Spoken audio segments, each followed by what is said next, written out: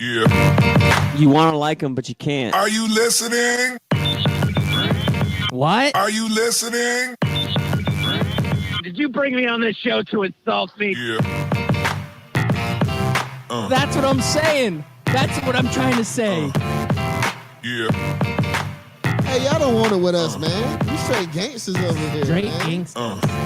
Ah.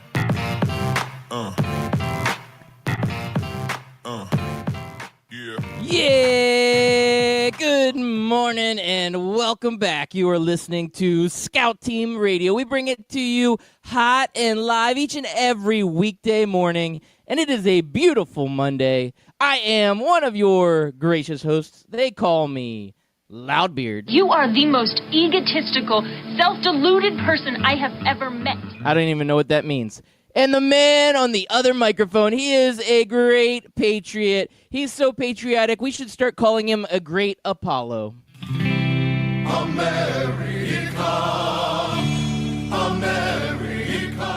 Yeah, it's your boy, Chris America, coming to you live this Monday. It is a Monday morning, a beautiful Monday morning, where the sun will now rise later and go down into the night at around 8 o'clock.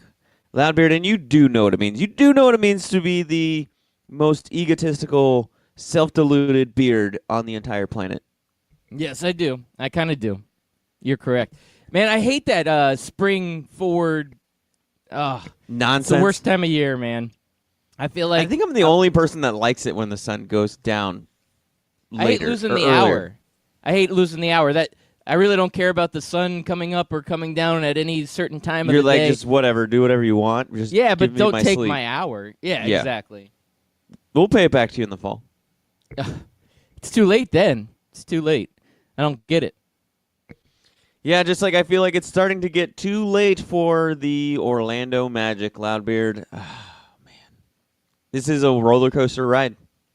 It really is. Yeah. But that's what happens when you're a sub 500 team or right around 500 team. You're going to win some games, but you're also going to lose a lot of games.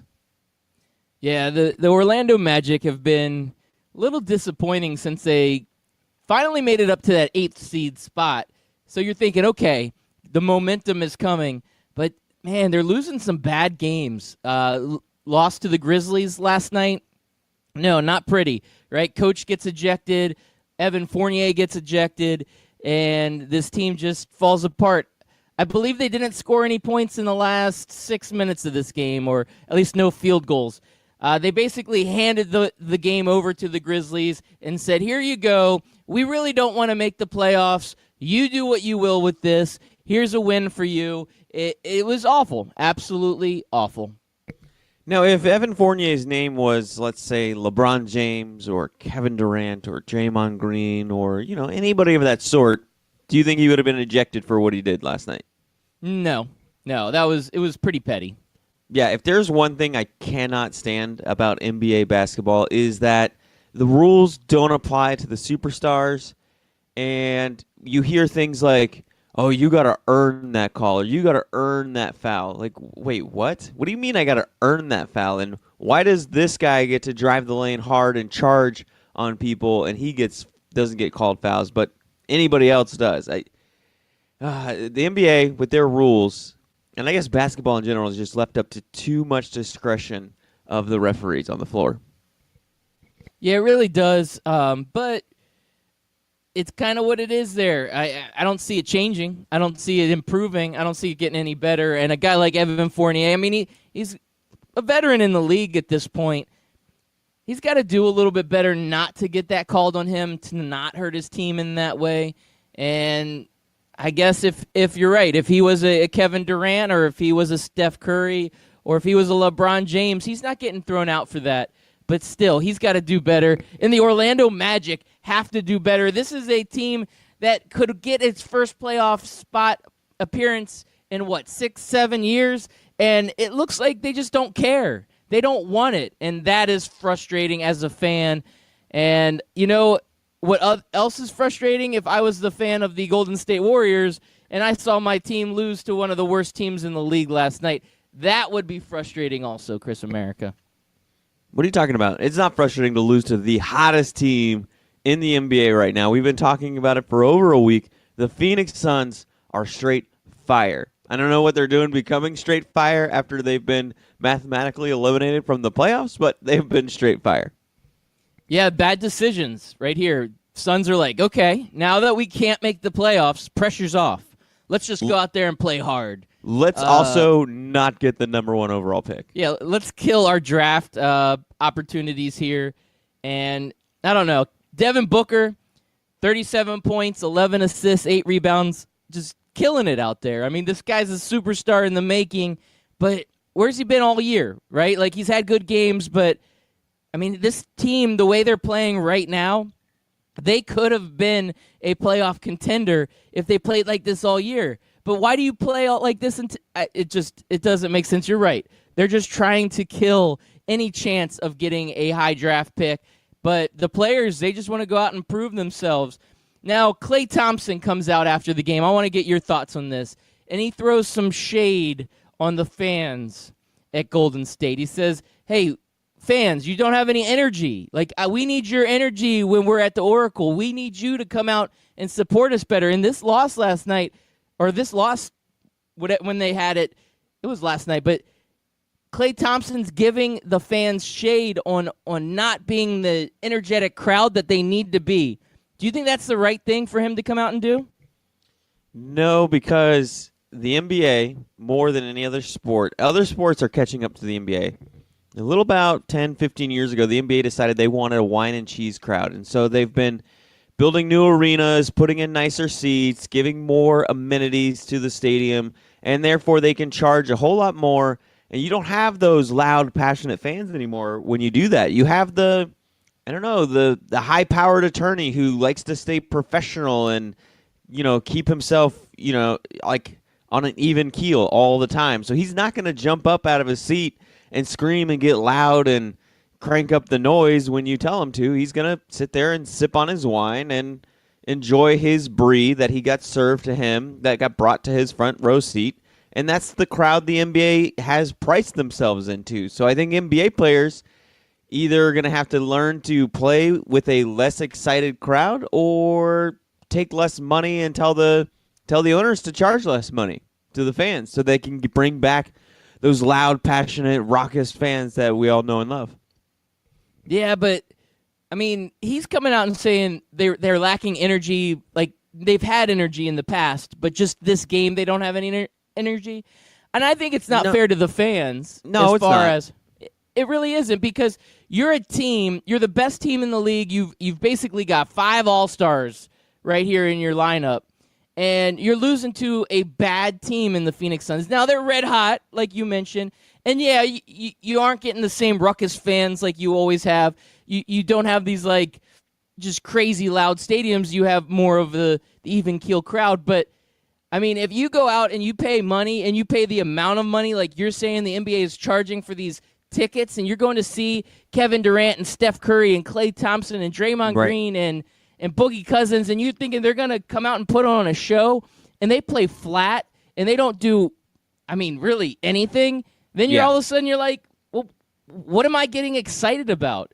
You guys need to put it on the floor to get me excited. It doesn't go the other way. So I think it's crap that Klay Thompson came out and called out the fans. And there's a couple of things here, right? So if we were to go back in time to 4 years ago, 5 years ago, the average ticket price for a Golden State game was probably far, far less than it is right now, and it's only going to get more expensive when they move into their new arena next season. And then you have the fact that how many times does Golden State actually lose at home to where Klay Thompson has to feel frustrated with the crowd? Like, I'm sure the crowd has been flat during their wins, but Klay Thompson's not going to Klay Thompson's not going to say anything about it because they won. So now you're losing, and then you lose to one of the worst teams in the NBA, the Phoenix Suns, and it culminates to him, I guess, losing to lash out on the fans. Lashing out on the fans for your poor play is just poor taste to me. It's not my fault that you played bad. Yeah, I mean, maybe this is just frustration coming out after a loss like that. I mean, the Warriors have been struggling as of late. We all believe that they're going to turn it on when it comes playoff time, but eventually they're going to have to turn that switch, and it just hasn't happened yet. And when you take a big loss at home, which this is one of the toughest home teams to play against, and you lose to a team like the Phoenix Suns, I mean, as a player, I'm sure Clay is just getting frustrated. He's just thinking, what is it? What is the problem? And he's kind of diverting it off on the fans, but he needs to take that responsibility on himself. Now, he had a good game. I believe he had 25 points. He played hard for the Golden State Warriors. Now, what the problem is, I don't know. Boogie Cousins is taking some heat. Maybe he's hurt the chemistry. He started out real hot when he first came on board, but it changes up the entire chemistry when you add in different superstars. Now, a big story from last night, Kevin Durant leaves the game with like 6 minutes left. The game was tied 91-91, and he twists his ankle, runs straight back to the locker room, get it checked out. I haven't gotten an update on the injury report yet on how Kevin Durant's ankle is doing, but it didn't look like a very severe strain when it turned, but that's something for the Warriors to watch. I mean, we're getting near playoff time, and if a guy like Kevin Durant misses some time and how this team is playing, this could be a rocky playoff run for the Golden State Warriors. And I think it'll be good for the NBA if that happens, too. I think we need that sort of thing. Yeah, we do. We need to see some of these. We need to see something different, right? I saw an article, I think I retweeted it or tweeted it out, about how we're finally going to get a fresh new playoff finals in the NBA because the Cleveland Cavaliers have statistically been eliminated from the playoffs. Well, you know what? I think we all knew about, 4 months ago that we're going to get a fresh new playoff when the Cleveland Cavaliers weren't going to make a push. We knew that, but I'm glad people are writing articles about it just to let us know the Cavs aren't going to make the playoffs. Yeah, yes. It's a friendly reminder. Well, I have a friendly reminder, Loudbeard, that the Boston Celtics are undefeated still to this day since we talked about them and told them how they're on the struggle bus. They listened to our episode. It became the locker room bulletin board material heard around the world. Scout team criticizes the Boston Celtics, and they have been straight fire since they happened. 3-0. They beat the Los Angeles Lakers. They've done this all on the road, on a West Conference or a West Coast road trip out there. Normally when teams out east, especially ones that are struggling, have to go across the country and do like a 1-week road trip out west, they don't do very well. But for them to come out 3-0 with a chance tonight to go 4-0, are the Celtics back? Oh, man. You got to bring this one up. Celtics are back, and we did. We gave them that motivation. I think we were both on that train where we thought the Celtics were going to implode and this was going to be the end. And there's just too much talent on this team. They're just too good, and they've pulled it together. At least the last 3 games, they've pulled it together, and they're showing what they're made of. Whether they're back or not, I don't know, but I am excited that they're playing good, and again, they're going to make it right going into the playoffs because that's what we need to see, right? This Eastern Conference playoffs is going to be so exciting because you've got teams like the Celtics that are pulling it together. Teams like the Sixers are playing good. Milwaukee's playing good. Toronto's playing good. It's going to be a fight to the finish, and Boston is they've laced up their gloves, and they are ready to get into this. They're going to have a puncher's chance at making the finals this year because they're playing good again. Well, a team that they played in the LA Lakers, they don't have a puncher's chance because they've thrown in the towel. They've big time. shut down. Who did they shut down? They shut down Ingram and Lonzo Ball's right? shut down now. Yep, yeah. They shut down Ingram. They shut down Ball. LeBron's getting the minutes cut back. I mean, this team, done and done. Yeah, statistically, they're not 100% out of it, but yeah, they realize what this season's how it's gonna end, and they said, you know what? Let's just try to get the best draft pick we can get. So if they keep losing, it's probably good for the program and good for the city because they can bounce back next year after they trade away all their young talent and try to go get somebody this offseason. Let's hope so for them because not a good start for the LeBron James era in Los Angeles. Definitely not the way everybody was predicting it to go. Now, nobody predicted them to win a championship, but pretty sure we didn't see them shutting it down and being basically giving up on the playoffs in March. No, not at all. I mean, I wouldn't have predicted this. And honestly, they were sitting pretty before LeBron James got injured. And once he got injured, then he was out for 16 games, something like that. And that team just couldn't pull it together. And then when he came back, he was just not the same person. And, I mean, I hate to say this, but is age finally catching up to LeBron James? Is this the LeBron that we're going to see moving forward? I think age and a little bit of impatience. He doesn't have patience for his teammates to get better. Now, you mentioned the injury. So he gets injured, and they didn't do terrible, but they didn't do bad. Like they were still winning a couple of games, and people were like, "Oh man, the Lakers are, they're not lighting the world on fire, but they're holding their own." When LeBron James comes back, it's gonna go right back to being the LeBron James show, and the Lakers are gonna go all out. But what you saw when LeBron James was gone is he's going to this game, and he's in this locker room for this football team, and he's doing all this, like he's drinking wine and coming into the stadium, and then you start hearing these rumors, these rumblings of like, oh, LeBron James wants AD. He wants AD. How is he going to get AD? Well, then it comes out that he wants to trade basically the whole entire young core for AD, and that I think is what really just pushed the Lakers over the edge to where they couldn't bounce back from. And then LeBron James comes back with this lackluster defense, lackluster play. Like he was still putting up points, but for LeBron James, it's not hard to drive the lane, pick up the foul like we talked about because he's the superstar, and get 3-point plays all day long. So I don't know, man. I think it's just that's sort of the long end short of it. Yeah, that trade, that thing messed up.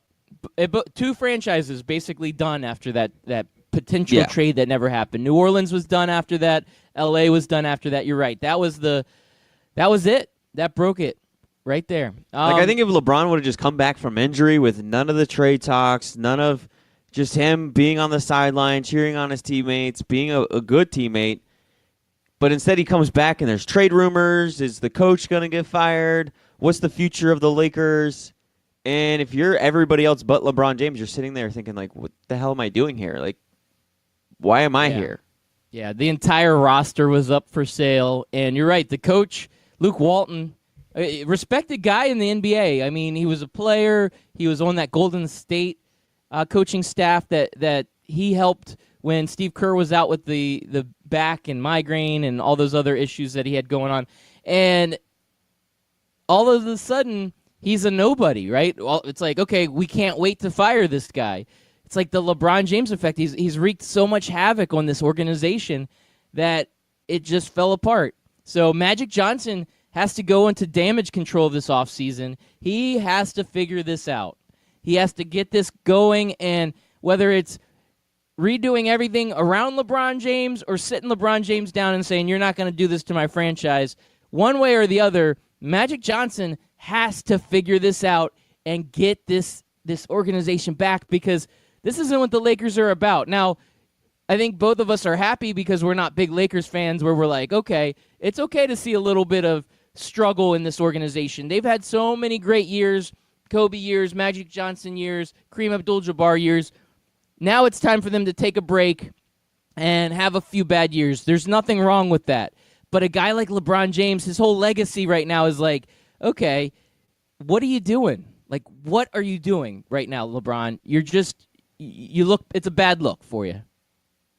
Yeah, and I think we can now put the rest that LeBron James can lead any team to the playoffs or to the finals. I always hated that he got that moniker, like, oh, look at he's dragging these guys to the finals. 2007, yes. None of the teams since he went to Miami have been this bad roster that he had to drag to the finals. I always thought it was so much disrespect to the other guys that were on the team, the Kevin Loves, the Kyrie Irvings, the Tristan Thompson, like all those guys that were on his team. They weren't this bad, and we see that, no, you need a full team around you, and maybe LeBron James should start complimenting those players and those teammates. Or maybe not LeBron, but the media and fans in general need to do a better job of saying, all right, yeah, LeBron James is great, but he's also had help. It's not like I don't he's know. had a bunch of scrubs around him. I really like that Saturday Night Live skit where they were like, LeBron and the other guys. And the other guys, yeah. Yeah, I might still have that soundbite. I'll have to check that out. So, Chris Merrick, I'm going to switch gears on you a little bit because there's some football talk I need to talk to you about. Because late Friday, early Saturday, I saw this story break. But Antonio Brown has finally traded switched to the Bills, right? Everybody said he was going to the Bills, and that's where he's playing. Hard-earned city. He's used to the cold in Pittsburgh. He's going to be on the Bills, and then they're going to draft DK Metcalf, and it's going to be the greatest duo of all time. Oh, man, this is going to be exciting, man. Good. Josh Allen's going to have a great wide receiver core soon. Yeah, that's not really what happened. Wait, what? What are you talking about? I saw on Twitter everybody said that Bills and AB were locked up. They were locked in until AB said, I'm not playing for the Bills. No? Why would he want to play for the Bills? Who wants to play for the Bills? Come on, they got great beaches there. They do. They have beautiful beaches, Beautiful weather. And honestly, that's one of those programs where your career goes and you say, okay, I got better when I went to the Bills. But I mean, no. I think Terrell Owens' most memorable years was when he was with the Buffalo Bills. But nay, sir, nay. There is only one other franchise that receivers can go to, and their career can basically disappear.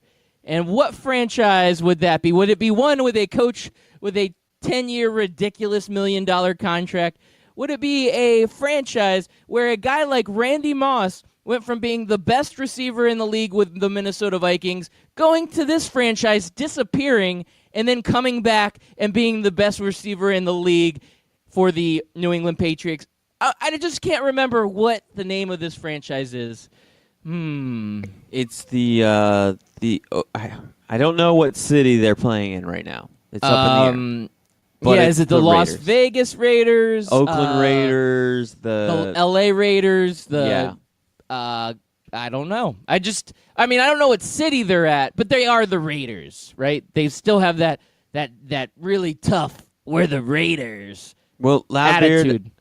I'm excited for this John Gruden AB marriage because I sit there and I think back to another time that John Gruden had a top wide receiver in the league, a diva-type wide receiver, a guy who was flashy, a guy who was not afraid to speak up his mind, and that was one Keyshawn Johnson. We all remember that marriage lasted forever. They won so many playoff games together. They lit the world on fire. The Super Bowl was won by them over and over again. The rest of the NFL could do nothing about it. The Keyshawn Johnson, John Gruden marriage was nothing but rainbows and sunshines and unicorns, and I think it's going to be the same for Antonio Brown.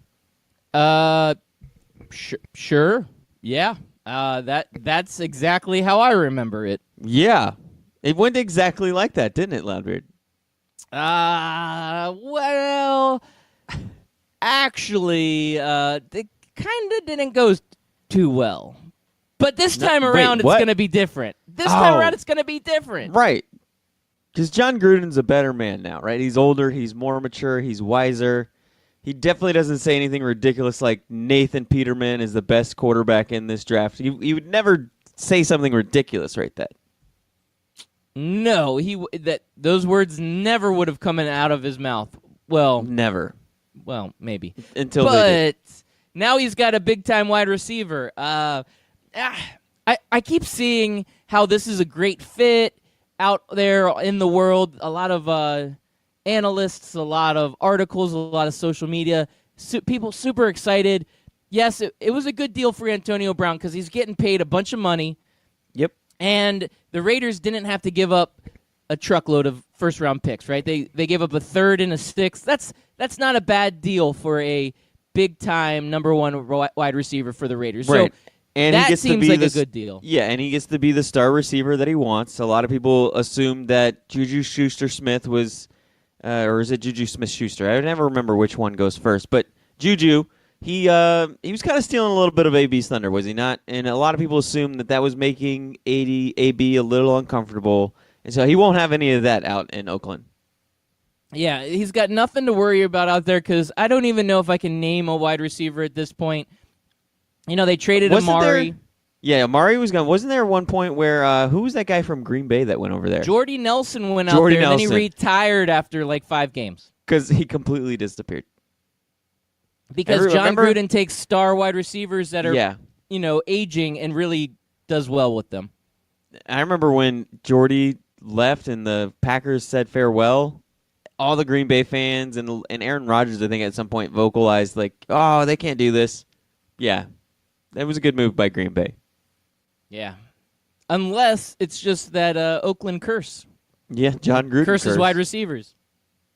I think it's funny that everybody has amnesia with John Gruden. Like, they only remember 2000 through 2002, like his 2 years at Oakland and his 1 year that he won the Super Bowl in Tampa, and they forgot everything else that transpired after that. They forgot all the missed playoffs. They forgot all of the bad play. They forgot the Keyshawn Johnson and John Gruden drama.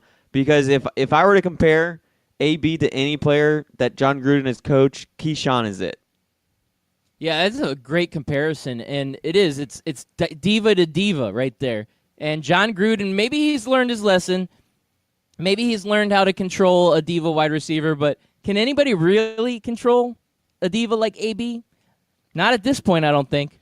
No, the only way you control diva wide receivers is you win. You get them the ball, you have them have success, and you have the team to have success. That's how you keep diva wide receivers in control. When you're losing, when you're not getting the ball, when your quarterback stinks, when your offensive game plan stinks, when your defense can't stop anybody, that's when these guys kind of don't have the maturity to say, hey, great job, guys. We're trying our best out here. We're going to go out there. They don't have that Larry Fitzgerald gene, that whatever it is that he does that is always professional, always on point.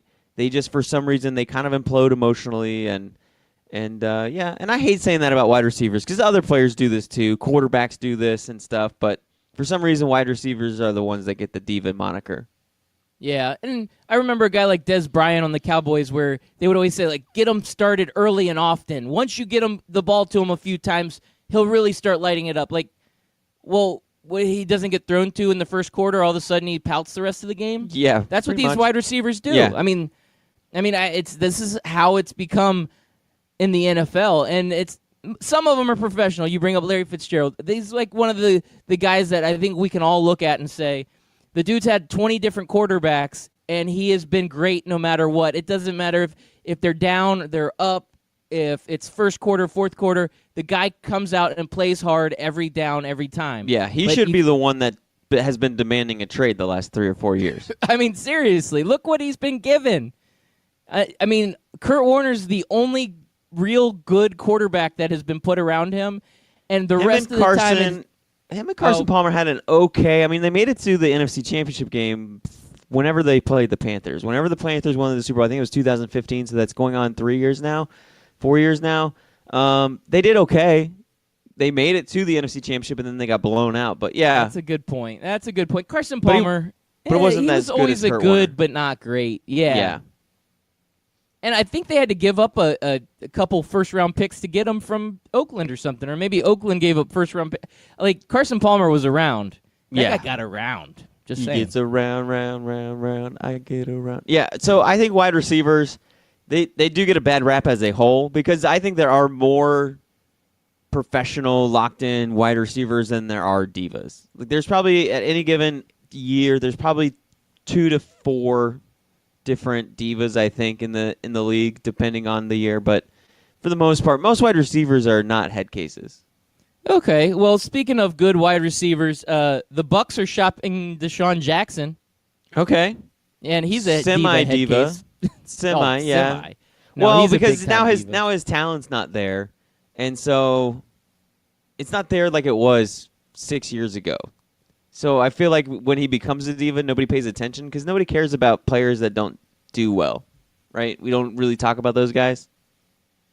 Yeah, that's true. I mean, You I know, think he's where got he just would go enough that would talent make everybody left, though. mad. Where? So you know where he's going to end up? Oakland. No, New England.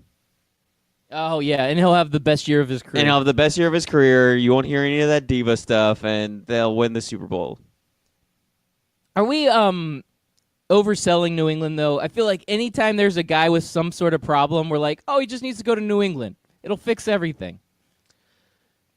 I mean, I think Doesn't that I think there happen? are, because there's a lot of failures there, right? So Chad Johnson didn't really do anything when he got to New England, and it wasn't really a problem as far as diva goes, but he also wasn't productive. Who was it last year? I'm trying to think of that guy's name from the Browns. Oh, Josh Gordon. Josh Gordon. He had some semi-success, but then they didn't really take care of his issues because he ended up having to leave the game halfway through the season. Yeah. Now, they bring on a lot of challenges. I feel like Hainsworth went on there for a little bit, and then they ended up cutting him. Yeah. I mean, they don't tolerate a whole lot. So if a guy is willing to be on kind of the straight and narrow, then they're okay. But if he comes in and doesn't do well, Belichick will cut him. They don't want to mess with that stuff. So there is a little bit.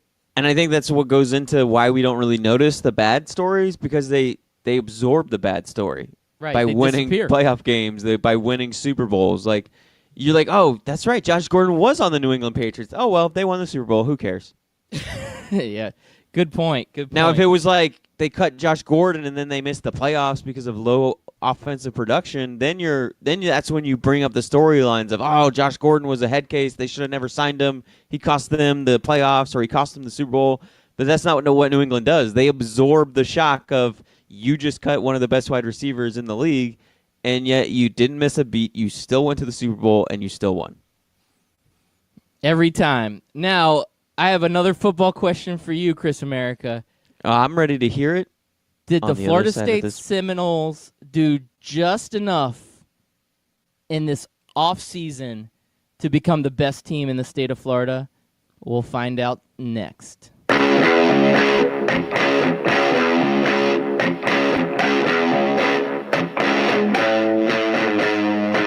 If you've been listening to Scout Team Radio for a long time, you know that myself, Loudbeard, has placed a bet or two in his day. That's right, I've lost the beard bet, I lost the romper bet, but one place I don't like losing is when I bet money, and I can easily do that at MyBookie. That's right, you can go to mybookie.ag, use promo code 12OZSports, and get a 100% deposit bonus up to $1,000. Hey, guess what? That is a lot of money. Do it.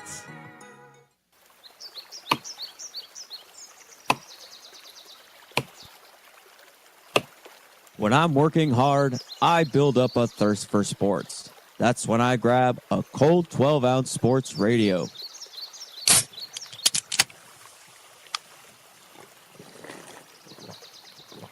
Ah, 12-ounce sports radio. Quench your sports thirst. Hey, what's up there, listeners? This is your friendly neighborhood Loudbeard, and I'm here to tell you that there's two type of people in the world, those that are on a podcast and those that want to be on a podcast. And if you are one of those out there that want to be on a podcast, one of the first decisions you will need to make is which podcast host you want to use. That's right. If you're thinking about starting a podcast, you need to check out Podbean. Here at Scout Team Radio, we have been using Podbean since the very beginning, and we absolutely love it. They are easy to use, and they have affordable options. Just go to podbean.com/STR. That's right, Scout Team Radio. Podbean.com/STR to get started today. What are you waiting for?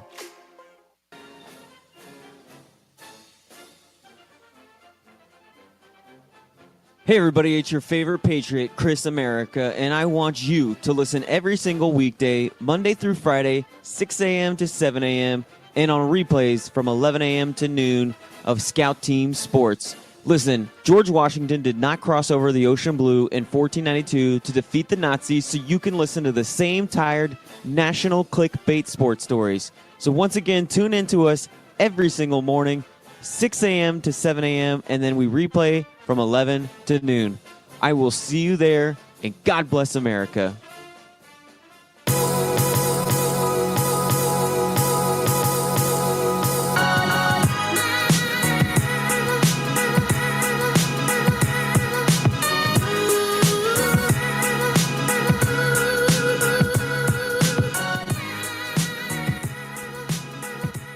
Thank you all for listening in once again. This is Scout Team Radio. I'm Loudbeard. He's Chris America. We bring it to you hot and live each and every morning, Monday through Friday on 12-Ounce Sports Radio. We also take our live broadcast, we record it, and we drop it as a hot podcast. That podcast is available on Apple Podcasts, Spotify Podcasts, or anywhere you can find a podcast. That's right. Just download us, rate us, subscribe to us, review us, do all of that stuff on your podcasting host. Now, we also like to get social, right? So hit us up at Scout Team Radio. If you hit us up on Twitter at Scout Team Radio, we will read your tweets on the air. We will interact with you. We get social. We like to have fun with our listeners. Also, I want to thank Barn Burner Network. They are a podcast network based out of Toronto, Canada, playing Scout Team Radio each and every day. So thank you, Barn Burner. All right, getting back into the nitty-gritty, back into the sports world, back to where we want to be. Right, Chris America? Oh, he fell asleep. He usually does that to me in the mornings, but that's okay. I can live with that. He needs a little nap every once in a while because he gets tired. But big news out of the college football world.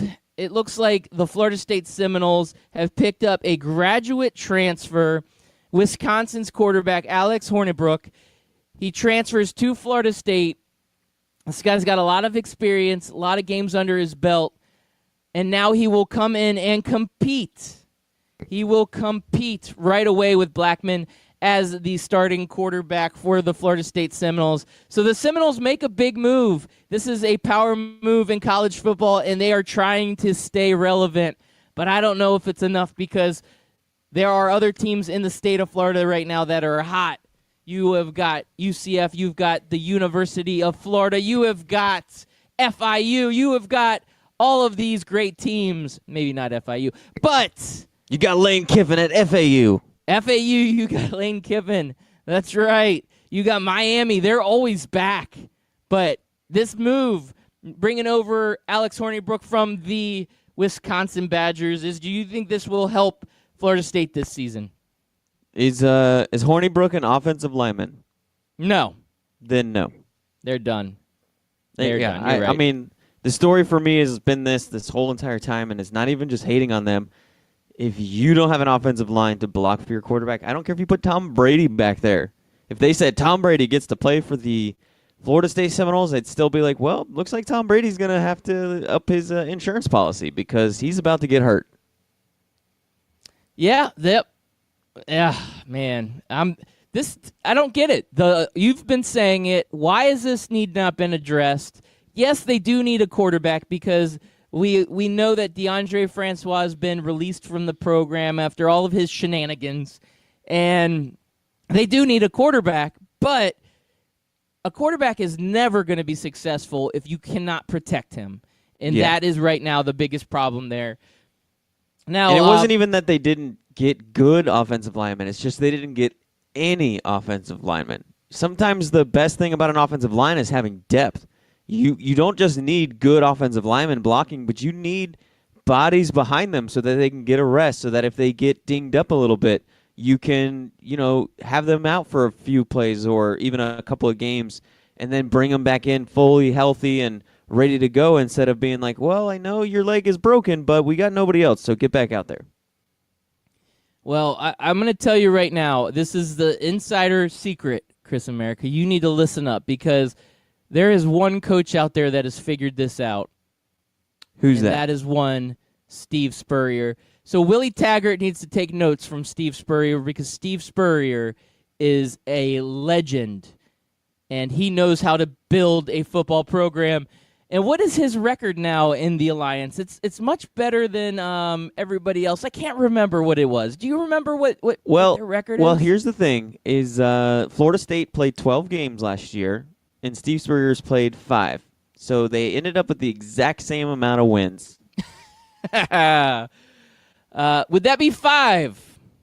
Yes, 5-0 are the and Steve Spurrier. They are red hot right now. The Birmingham Iron was going to be a test, supposedly, for the Apollos. It's the best defense, according to everybody. in the league, but really Birmingham Iron has just been beneficiary of the fact that they've played other teams that don't play offense. And the Apollos, well, they didn't score with ease all the time. I think they kicked 3 field goals throughout the game. So the Birmingham Iron kind of bend but didn't break, and they put the clamps down. But at the end of the day, Steve Spurrier and the Apollos scored over 31 points again, or over 30 points again. And I think they're probably the only team to have that many games. I think they have 4 games over 30 points. I think the Express were the only team to hold us under 30. Yeah, 31-14, big-time victory. And you're right, this was supposed to be the second-best team, the big challenge here for the Apollos. Apollos are hot, 5-0. I don't know if it's too early to say it. I'm going to have to knock on wood, but could this be the perfect season for the Orlando Apollos? Well, it looks like they're heading that way, but somebody that might be throwing a wrench in that wheel will be Aaron Murray and the Atlanta Legends. The first time we played them was week 1. We destroyed them, but they didn't have Aaron Murray starting. I don't know why they didn't have Aaron Murray starting, but they decided to sit Aaron Murray. And, the Atlanta Legends looking hot since he's come into play. I have to do this real quick. What are you? An idiot sandwich. I have to eat the idiot sandwich. I was all on the express train. Yeah, you were. Oh, man. This was a close game. This weekend had some really tight football games here with the Alliance, and this is what makes it fun. It ends up being a game-winning field goal that decides this game, 23-20, and Atlanta gets the big victory, but it wasn't like it was a blowout. It wasn't like Memphis Express just rolled over. This was a hard-fought game. The Legends were just a little bit better at the end. And you're right, Murray, Georgia Bulldog legend, is out there doing some good work. And you're right again about the quarterbacks. Why were these guys not starting to begin with? Why did you not have Murray as your starting quarterback? Sometimes you wonder with these coaches when they're kind of getting their eye for talent, what are they thinking when they have somebody that good sitting as a backup and their starter is so bad? It's just mind-blowing. It is absolutely mind-blowing. Yes, and Loudbeard, another mind-blowing thing that happened in the AAF this week is the San Antonio Comrades went up big, 26-0 going into halftime. The Comrades, they're Russian. Oh, Commanders, sorry. My comrades. Oh, comrades, come play with me in San Antonio. San Antonio Commanders, almost said it again, took on the Arizona Hotshots. They went up 26-0, but Arizona came storming back and fell short, 29-25. That's who the Orlando Apollos have to play next week, is the Arizona Hotshots. Commanders were really the only team to challenge the Apollos so far this year, and we don't have to play them again until playoff time. I don't believe. Yeah. So we don't have to play them until the playoffs, but we do have to play the Hotshots. Hotshots start off as everybody's best team. Week 1, I remember everybody coming out saying, "Oh, the Hotshots they're the hottest team in the AAF." And I told everybody, "No, man, it's the Orlando Apollos," and that's not even me being a homer. But they've been struggling. Loudbeard, and I think they've lost 2 in a row, if I'm not mistaken. Yeah, no, they've lost 3 in a row. They started out 2-0, and they've lost to Salt Lake, Atlanta, San Antonio. Man, the Hotshots could go from first to worst after next week.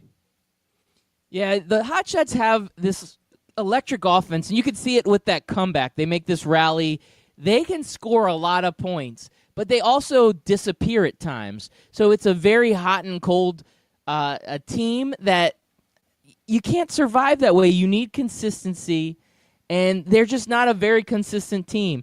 You don't go down 26-0 and then lose 29-25. I mean, this is just, it doesn't make any sense. This team they have to pull it together and put a complete game together. They can't be really great in the second half and not in the first half. And that's what they've been hot and cold, and that is not a recipe for success in the Alliance. No, it's not, and they're going to have to bring their A game, and so is Orlando. Orlando has to realize that they have a team coming in that's that's bleeding out, that's desperate, that's going to try whatever it takes to get back to the winning side of things. And we will be there, Ladbeard, covering that game. So make sure you follow us on Twitter at Scout Team Radio at 8 o'clock Saturday night. We'll be back covering the Orlando Apollos as they come back to Orlando. Oh, absolutely. That's going to be a fun one. Last game of the weekend, we got the Fleet up against the Stallions. Salt Lake's trying to get themselves back in that winning column after they started out the year kind of rocky, but they fall slightly short as the Fleet win 27-25. And this was kind of a wild game. Lots of interceptions thrown by that quarterback of the Salt Lake Stallions. Otherwise, this should have been their game. Yeah, it should have been, but it wasn't. And Yep. that's the way it is in football, especially in a short season like this AAF is. Now, I'm not sure. Does every team make the playoffs? I'm not sure how they do it. Do you know? No, I think top 4 teams make the playoffs, if I remember Okay, correctly. so do they have a committee that comes in and votes, and then we all argue about it? Is that how that works? Nope, nothing like that. None of that. Who would ever want something like that? That sounds stupid. Because that's awful. Like, why would you even think like a committee of No people? self-respecting sports league would ever bring up that system as their way of deciding championships. No, I mean, it's redonkulous. I would just love to see people argue about strength of schedule in this league. And again, recapping it, think about this. 29-25, 23-20, 27-25. 3 games decided by less than a score, and all 3 were exciting finishes. Great for the Alliance, great for the league to have this much. And the only game that wasn't decided by 1 point is the Orlando Apollos, who are an undefeated team that everybody wants to watch because they are so exciting. So the league has got it going on. They're like Stacy's mom. Stacy's mom has got it going on. Good times, Good Chris song, America. good song. Good times, good song. You're doing good. Hey, another story. I'm gonna switch gears a little bit. Go into baseball.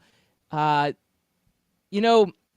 had the story about the Cy Young pitcher Snell from the Rays getting shellacked the other day by the UCF Bulls in an exhibition game. Now, I've got a different story Hold about on. Snell. Do you realize what you just said? Shellacked. No. You said something even worse. What did I say? You said UCF Bulls. Oh, I did. USF Bulls, I thought I said. That's going to be a riot. Oh, boy. Yeah, that saddens me. I can't believe I said that. USF Bulls. That's what I meant, and that's what I said. I'm going to have to edit this when it goes back out. So Snell, I can't believe I said that, though. Snell is not happy with his raise by the Rays. Okay, that's kind of sounding funny.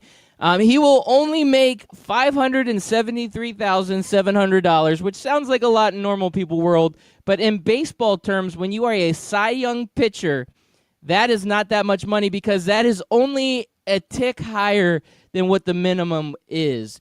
And in Major League Baseball, when you have a pitcher that does that well, you can actually do a little bit for the guy just to help him out. But the Rays, they take the high road, and they say, we don't have to. So here's a quote from Snell. The Rays have the right under the collective bargaining agreement to renew me at or near the league minimum salary. They also have the ability to more adequately compensate me, as other organizations have done with players who have similar achievements to mine. The Rays chose the former.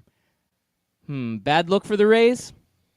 I think so, and I kind of got in this discussion on Twitter last night about salary caps and everything, and somebody brought up our Rays, and I said, look, the Rays being bad and not having people show up has more to do with the Rays' ways of doing business than it does location or fans or them being a small market, because in 2008 when the Rays were winning, the Trop was filled out, and I'm sure the Rays made a ton of money. And everybody knows in business, you got to spend a little money to make a little money. And we've mentioned before that we're not going to go out to Tampa Bay on a Tuesday night to drive out there and see them. I'm not going to still see them if they're really, really good on a Tuesday night, but I just might think about it. And that's just me, but I'm guarantee you there's thousands of other people who would say, man, if the Rays were good, I'd make the drive. And now you have a Cy Young pitcher and you don't want to pay him, so therefore he's not going to want to be there. What are you gonna do when his contract is up? You're probably just gonna trade him like you do everybody else that you've had on your team.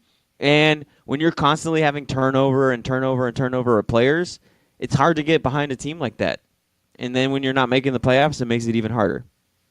Yeah, I just don't like this look. I mean, it's showing that this organization doesn't care about their players. They don't, and they don't They care about really their fans don't. either. That's true too. Because It's really a hot mess. If they make Snell happy, then he'll want to stay and he'll want to be a part of this team. Now he's got this bad taste in his mouth, and why would I want to sign there? Why would I want to come back? Why would I even want to give you a hometown discount when you didn't take care of me when I was taking care of you?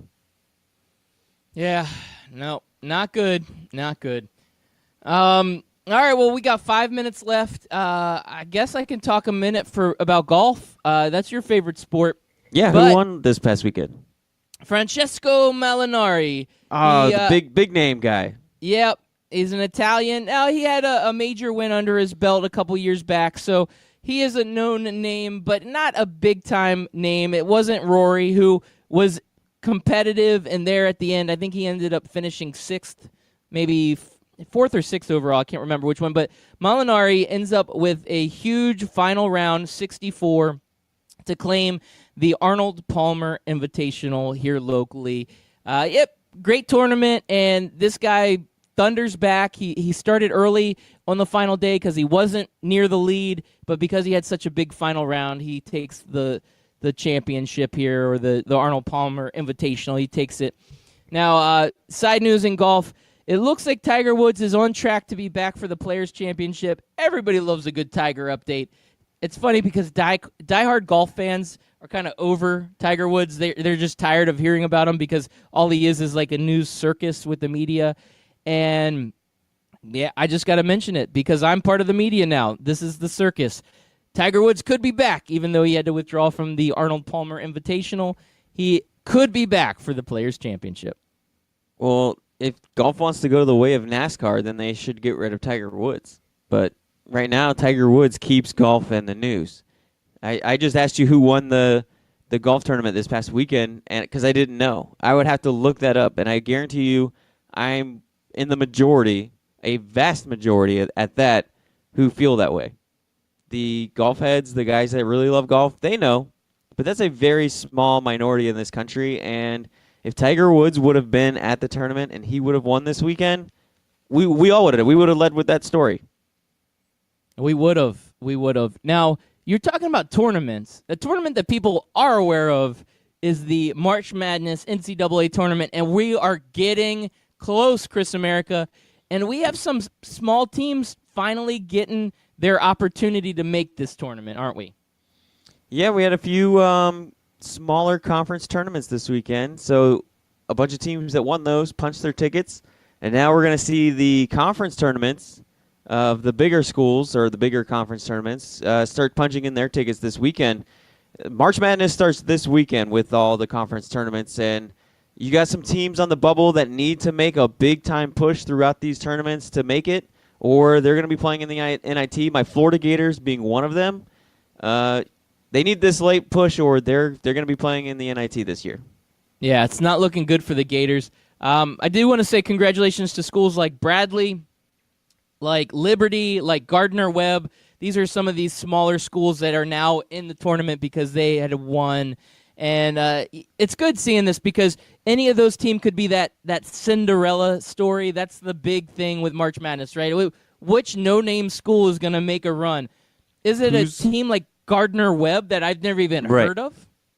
Who's going to be the UMBC of this year?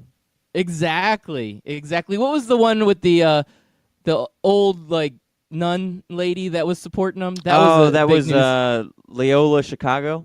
Yes, that was the big one last year too. There's always one of those that sneaks up on us. So March Madness, we got to build on the excitement. It's going to be awesome, man. I can't wait. It is March time. You know, we roll into March Madness. That rolls us into opening day for baseball, which rolls us into the NHL and NBA playoffs. And before you know it, we'll be in the dog days of summer and crowning a new NBA champion, a new Stanley Cup champion. It's going to be great. But, Loudbeard, we're all out of time, my man. What? Yep, it's that time. Roll the music. I can't believe it. Yeah, man. Monday comes at you fast. Comes at you fast and hard. Hit you like a wet spaghetti. Oh, man, I hate it. Especially when it's hot, straight out of the boiling water. Ooh. Burns you.